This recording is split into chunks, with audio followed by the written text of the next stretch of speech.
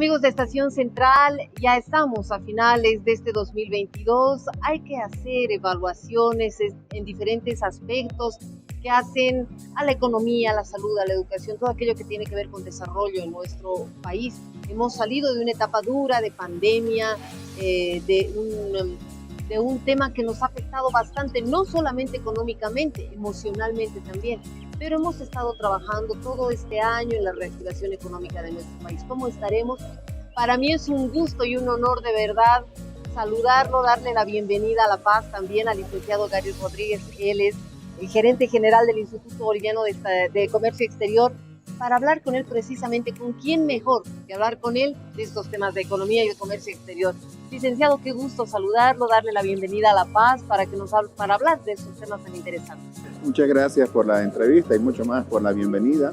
Es un privilegio ser entrevistado por usted y mandar un gran saludo también a la audiencia de este programa. Muy bien, licenciado, ya estamos, decíamos, a finales de este 2022. Hagamos una evaluación económica, cómo se ha ido comportando el tema de las exportaciones de nuestro país. También frente a una desaceleración económica que hemos tenido producto no solamente de la pandemia, de la guerra incluso, y en nuestro país también un poquito que ha afectado este paro de 36 días en Santa Cruz. Así es, bueno, empezaremos por la parte importante que tuvo que ver con el reconocimiento a nivel internacional. Muchos organismos internacionales, incluso prestigiosos medios de prensa como la BBC de Londres, el CNN, etcétera, miraban a Bolivia con asombro cómo es que un país como el nuestro podía crecer a una tasa 4,1% del PIB hasta el primer semestre, pero además con una inflación de apenas 1,2%. En medio de la turbulencia que está viviendo el planeta, de procesos inflacionarios que no se habían visto en 30, 40 años, en medio de procesos recesivos, ahí está Bolivia sacando la cara desde Latinoamérica, Sudamérica, como un país que se estaba recuperando y que tenía visos incluso de llegar a niveles mayores.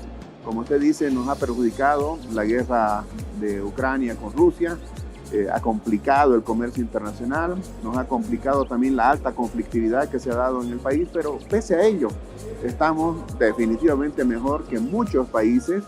La inflación hasta el mes de noviembre es del 3%, eso está dentro de lo programado. El año pasado el gobierno había anunciado una tasa de inflación del 3,4%.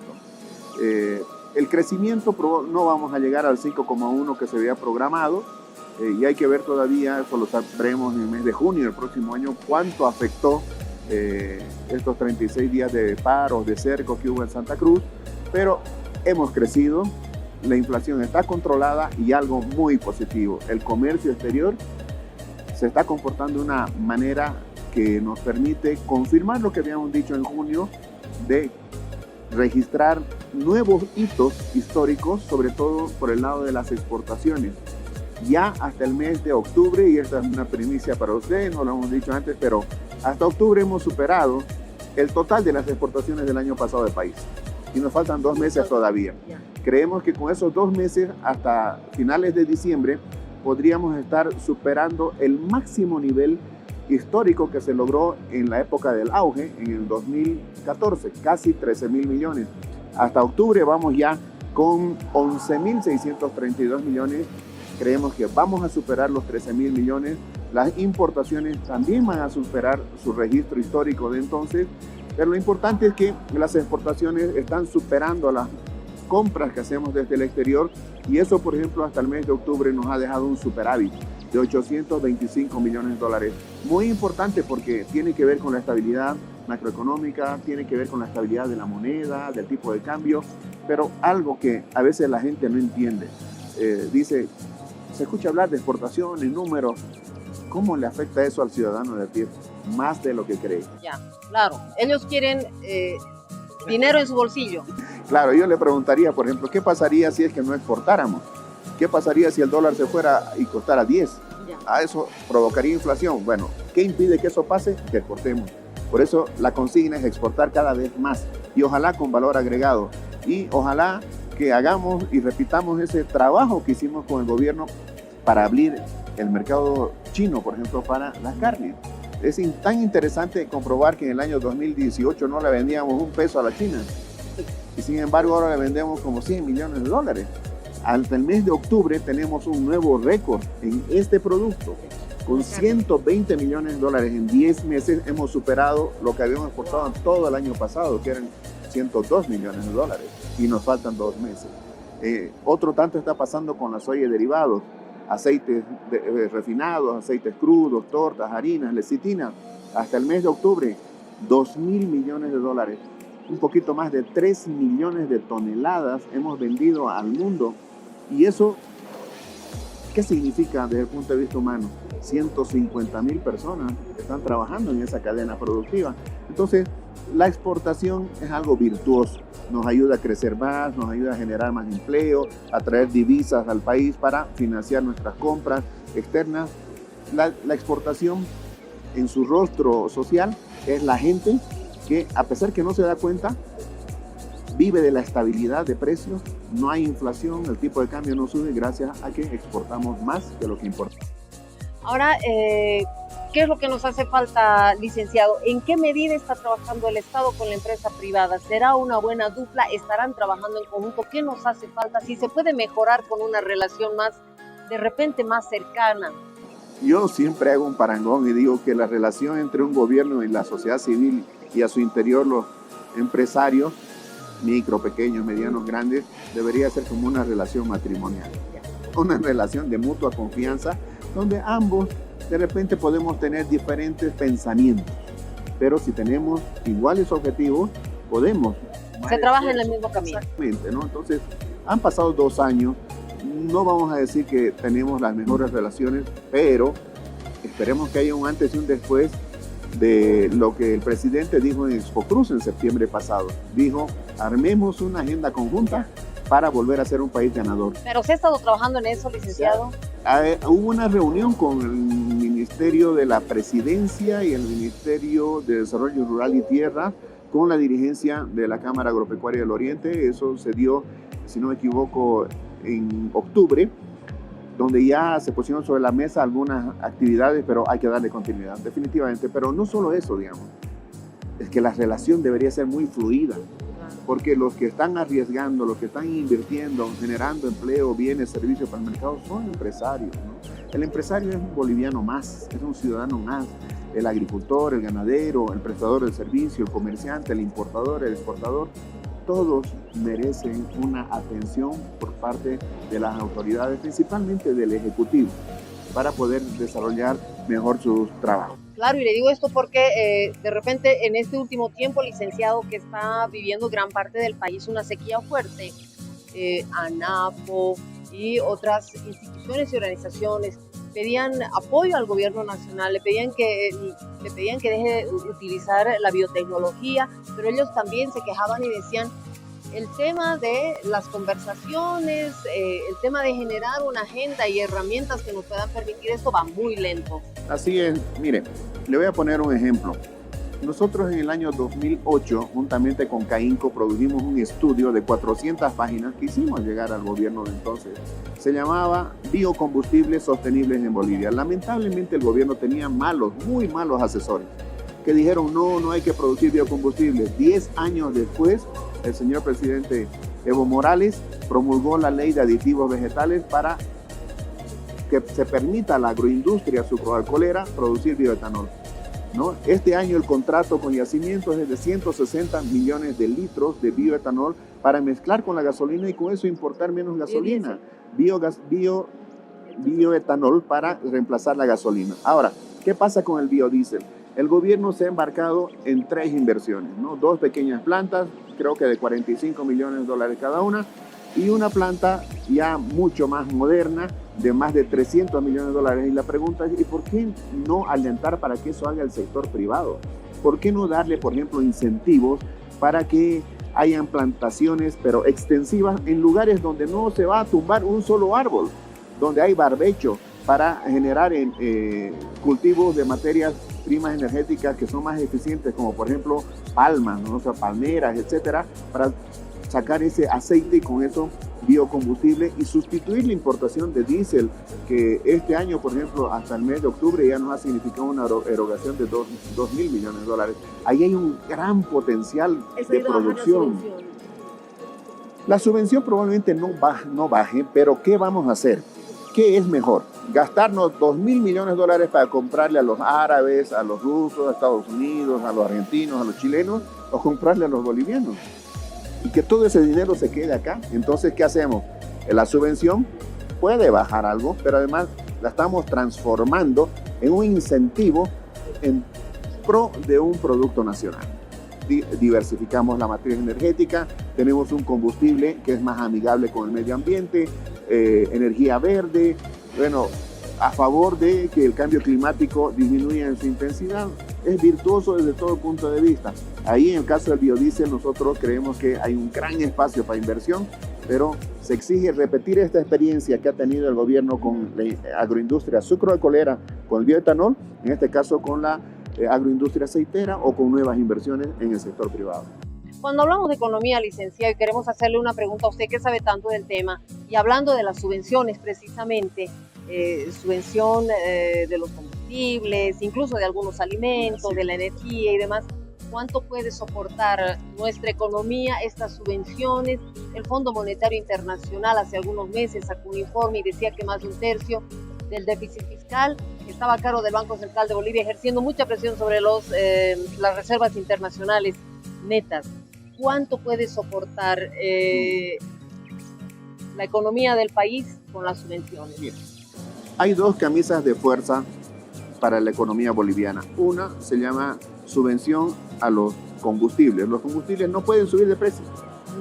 Se intentó en diciembre del año 2010 y la gente se molestó, salió a la calle y el gobierno tuvo que retroceder.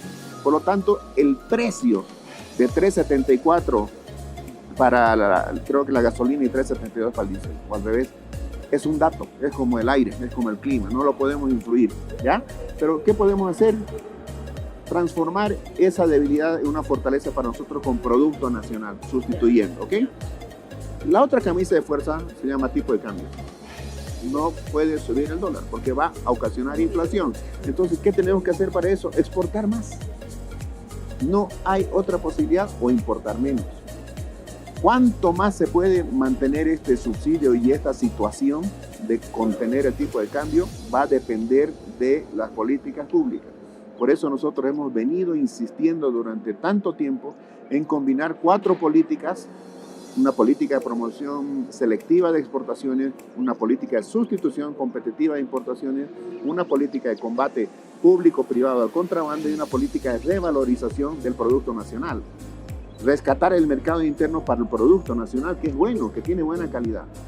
Haciendo eso, probablemente podamos hacerlo más sostenible, o por lo menos podamos financiar durante mayor tiempo.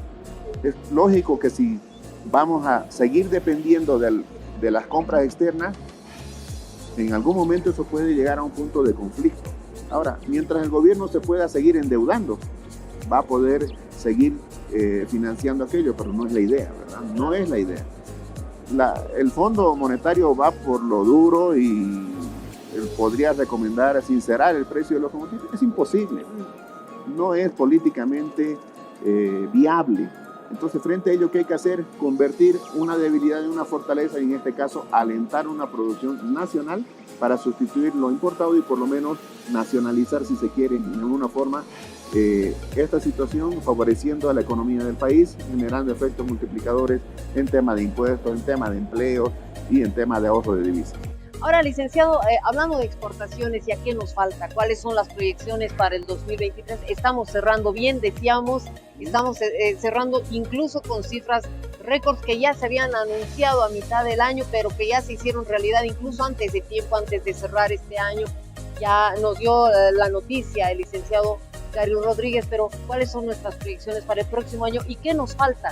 La vez pasada en una entrevista, por ejemplo, hablábamos de la quinoa, ¿no es cierto? ¿Qué nos falta en tema de exportación? Sabemos que es un país rico, pero ¿cómo estamos? Mire, le voy a dar muchas buenas noticias, pero 4 malas noticias. Una de ellas tiene que ver con la quinoa. 4 productos de los principales 20 que exportamos, solo 4 han caído. La joyería, cueros y manufacturas, chía y la quinoa, ¿ya? La quinoa hasta el mes de octubre está con una caída de 21% en valor, 17% en volumen. ¿A qué se debe, licenciado? El precio de la quinoa hoy día es la tercera parte de lo que era en el 2014. Por el 2013-2014 Bolivia llegó a exportar casi 200 millones de dólares en un año. Ahora, hasta el mes de octubre tenemos apenas 40 millones de dólares. Entonces, ¿qué es lo que tenemos que hacer de una forma general y transversal en la oferta exportable boliviana? Tenemos que inducir productividad en la base de generación de las materias primas, etcétera, para su industrialización. Y lo segundo, competitividad en lo que hace a la esfera ya de la realización de la circulación. Y eso se hace con políticas públicas. ¿Cómo nos va a ir el próximo año en las exportaciones? Miren, ANAPO acaba de decir que el impacto por la sequía este año ya son 300 millones de dólares de pérdida. ¿Se pudo haber evitado eso? Claro que sí. Pero seguimos, así como con el caso de los biocombustibles, que los propusimos en el año 2008, la biotecnología la venimos peleando desde la época de Carlos Mesa.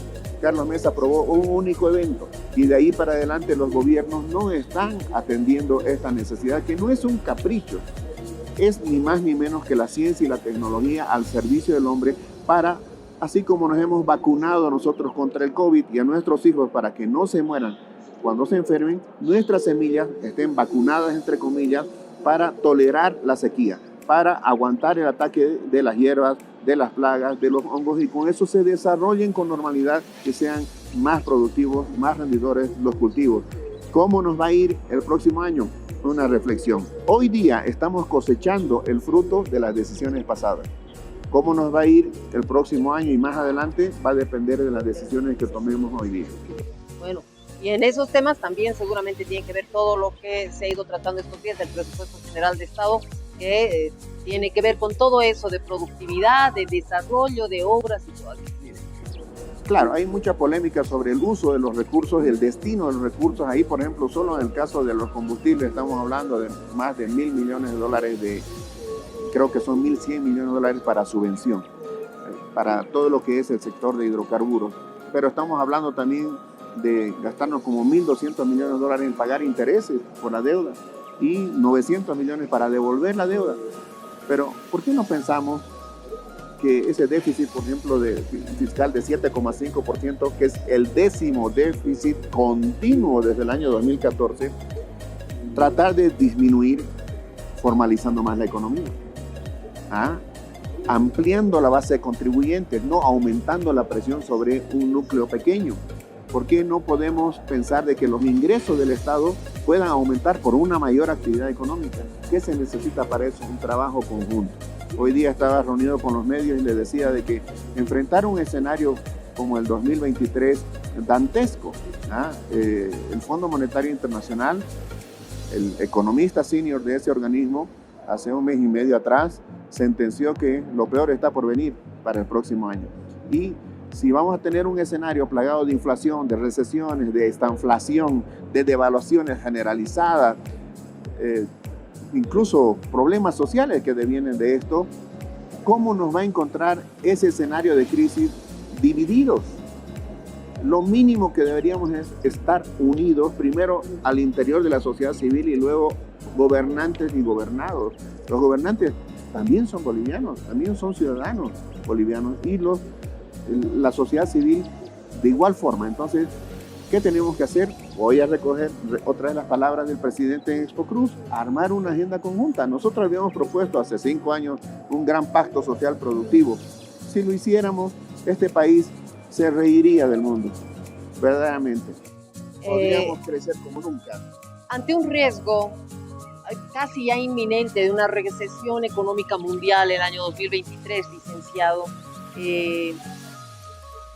nuestro modelo económico, el implementado aquí en nuestro país, sirve para hacerle frente. Ya estamos hablando de la unidad y que trabajemos en conjunto, está muy bien, pero nuestro modelo económico va a servir para hacerle frente a esa recesión mundial posible que se dé en 2023.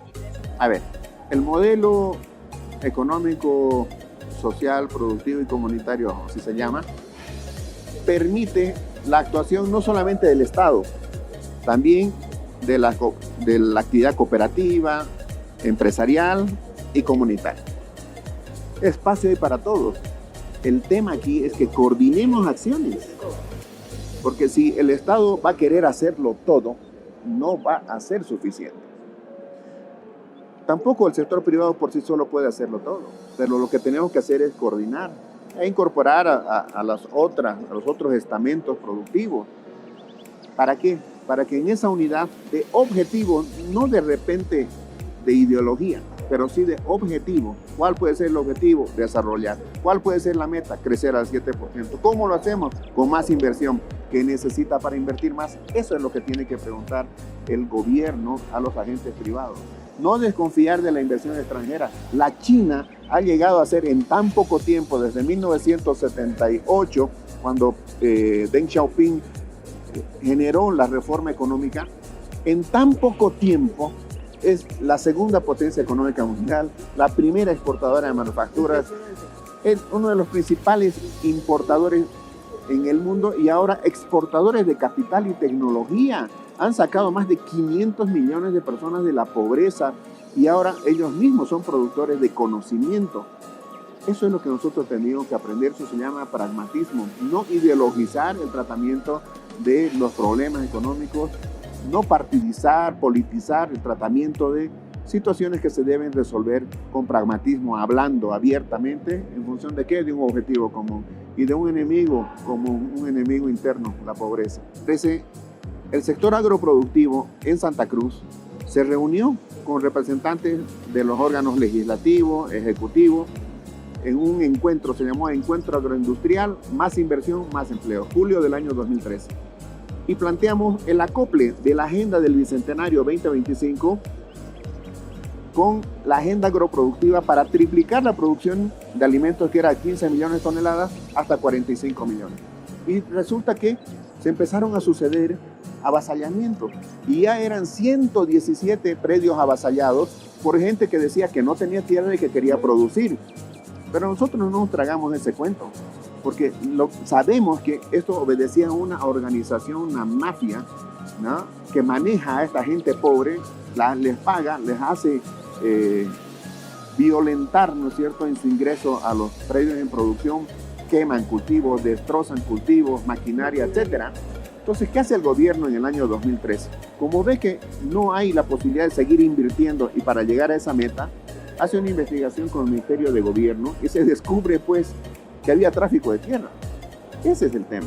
¿Cómo puede ser que en este país haya gente encapuchada, gente armada, gente que esté causando zozobra, entrando a predios que están en producción, secuestrando colegas de la prensa, como en las Londras el año pasado en octubre, y ahora provocando, por ejemplo, ayer en el Cabildo de Guarayos, de que la gente va a empezar a defenderse? Eso es altamente peligroso y es una pésima señal, porque ya la actividad agropecuaria es riesgosa por el clima, por las plagas, por los precios, etc. Y encima esto, entonces hay que poner coto, porque no es la mejor señal que habiendo leyes y habiendo instituciones haya gente delincuente que agreda a los que están apostando, nacionales y extranjeros, por Bolivia, sus capitales, para generar alimentos, para que no falten en nuestra mesa y además para exportar. Entonces, ¿qué esperamos nosotros del gobierno? Lo que hizo el gobierno en el año 2013. Esa investigación, detectar los cabecillas y meter, en ese entonces más de 20 personas fueron a la cárcel. Y muchos eran con la huipala por delante y por el MAS por delante, pero en realidad estaban siendo gente manipulada y también había tráfico de tierra. Bueno, esperemos que este tema también se solucione.